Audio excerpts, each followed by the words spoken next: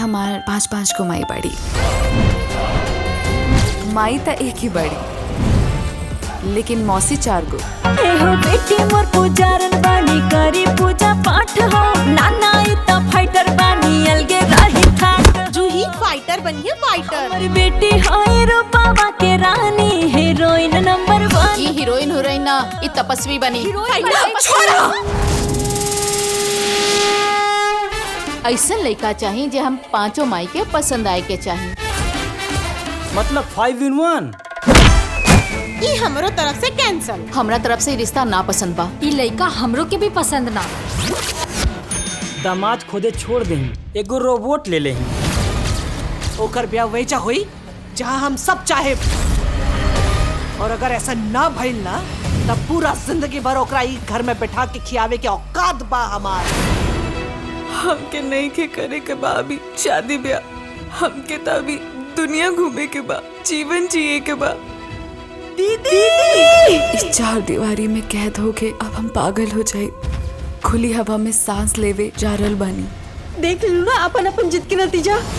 खुदा भी अपनी कारीगरी पर इतराया हो। मुझे लगता है कि बड़ी फुर्सत से इतवार के दिन आपको बनाया होगा।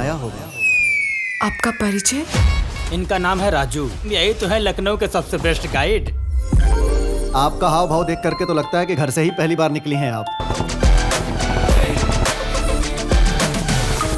एक हफ्ता तोरा साथे कैसे बीत गए पता ही ना चला।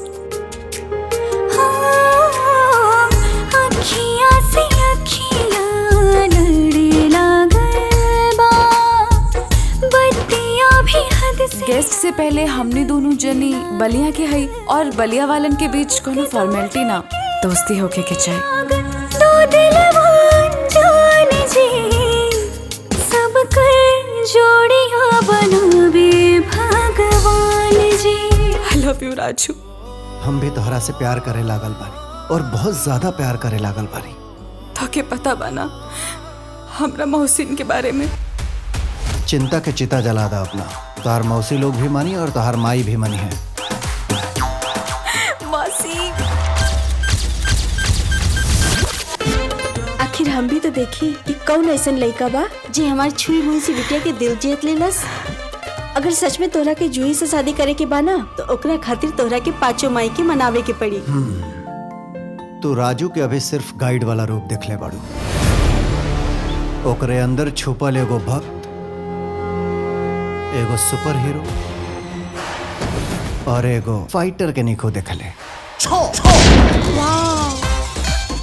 ये हमार बेटा है जो ना अपन बाप से बहुत आगे निकल चुकल। ये था हमें उनकर पिताश्री। आपसे मिलके, आपके देख के मन आज प्रसन्न हो गई बा। धन्यवाद राजू, माय सन। 1 नंबर के बारे। नशा कुछ ऐसा है तेरी आंखों में सनम कि तू पानी को भी देखे तो वो शराब हो जाए। अरे वाह, उनकरा से ज्यादा अच्छा लड़का तो हके केहू और मिलिए नहीं खे सकत। हमहू खोजती तो ऐसा लड़का ना खोज पाई थी। ये रिश्ता हमें तरफ से ना एकदम पक्का। पक्का? पक्का रिश्ता पक्का।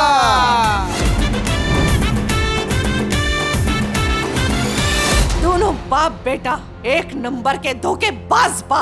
दिन के 200-400 कमावे वाला एगो मामूली गाइड है।